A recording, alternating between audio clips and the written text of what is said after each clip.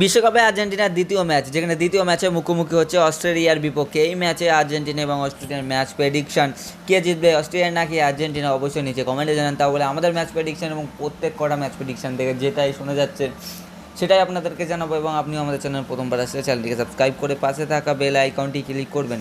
চলুন, আর্জেন্টিনার দ্বিতীয় ম্যাচ আছে এবং অস্ট্রেলিয়ার দ্বিতীয় ম্যাচ, দুটো দলই কিন্তু একটি একটি করে ম্যাচ জিতেছে। অ্যান্ড মেসির ছন্দ এখন টপে, কারণ শেষ ম্যাচে হ্যাটট্রিক করেছে এবং এই ম্যাচেও হ্যাটট্রিক করবে বলে শোনা যাচ্ছে। শোনাই যাচ্ছে, তা বলে কিন্তু এই ম্যাচে আর্জেন্টিনা জিততে পারে 3-1 এই ম্যাচে জিততে পারে, যেটাই প্রেডিকশন।